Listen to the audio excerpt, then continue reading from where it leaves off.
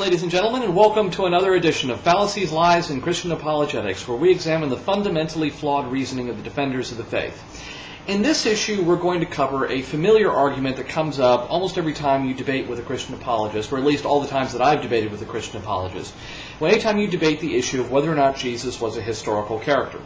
I swear, it's almost like they're trained, to paraphrase Senator Biden, to use a noun, a verb, and an appeal to scholarly consensus every time you talk to them about the issue of whether or not Jesus was a historical character. A familiar dance that they go through almost every single time.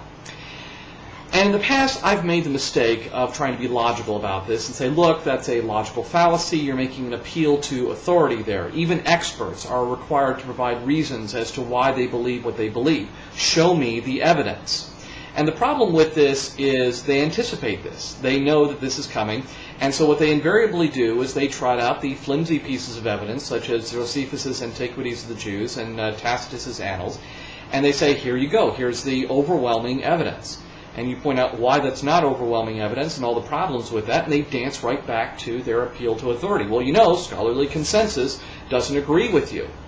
And so it's this dance that they go through, and you almost have to admire it. It's kind of like a performance art of ducking and dodging and weaving and coming back to this appeal to authority and trying to shove the burden of proof onto you. But I'd like to take a different approach now and see if I can really address this issue of whether or not scholarly consensus does agree that Jesus was a historical character and whether or not that actually proves anything. Now, for now, I'm just going to take that claim at face value. I've never really questioned it in the past. I'm not going to now. It'd be nice to see some sort of survey done of New Testament scholars, particularly ones that are not Christian, and whether or not they believe that there must have been some sort of a historical Jesus. For right now, I'm just going to take it as given, that is scholarly consensus. And just ask the question, why is it that many New Testament scholars, some of which are not Christian, would still be convinced in the existence of a historical Jesus? Now, one example I'd like to cite here is Bart Ehrman, who is an agnostic. Used to be a fundamentalist Christian. After he started studying the New Testament, he says he deconverted at that point. Now, Bart Ehrman is the very poster boy that Christian apologists might like to put forward. He has certainly written extensively about why New Testament Scripture is unreliable, how copyist errors crept into it, how it was changed over time, the practice of pseudo-epigraphy where religious theologians might discover the works of a previous, more notable theologian in order to push their own agenda, and in fact, that they had in fact written it under someone else's name. He's written extensively about all of this, so he's certainly not a Christian himself, and yet he believes that there must have been some sort of a historical Jesus. Well, here's the interesting thing about that. He was once interviewed on Reginald Findley's Infidel Guy program, and the link I have over off to the side.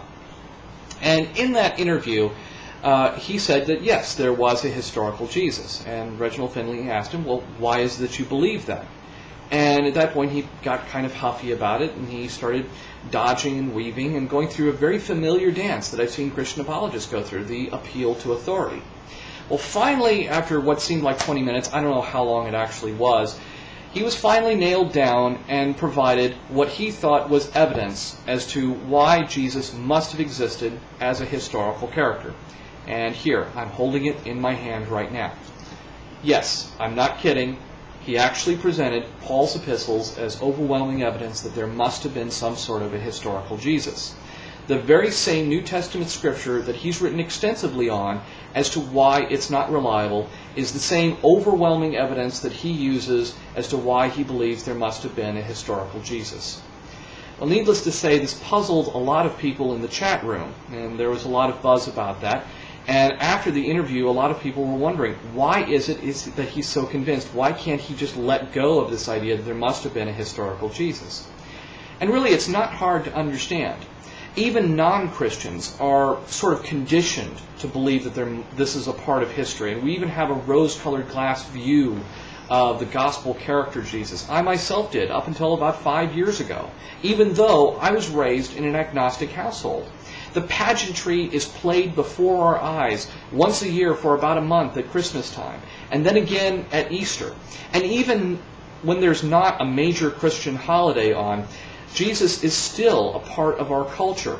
He's referenced in various forms of literature to the way he's taught about in history classes. The secular grade school that I went to had a historical textbook that had a timeline at the very beginning. And in that timeline, from 1 to 33 A.D., it presented the life of Jesus on it, as if Jesus was definitely a historical character.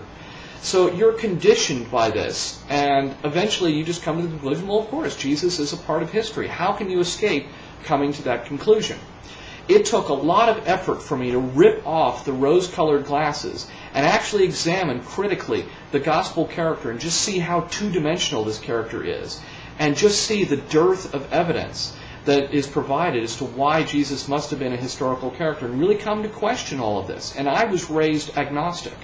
How is it possible for someone like Bart Ehrman, who says that he used to be a born-again Christian, for him to conclude that it's all a lie, not just become an agnostic, but also really question whether or not Jesus was a part of history at all?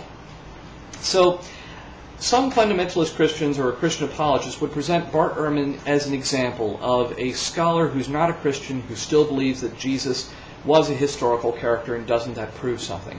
I would present Bart Ehrman as an example of why the appeal to authority is a logical fallacy, and even experts in a field are supposed to provide evidence for why they believe what they believe.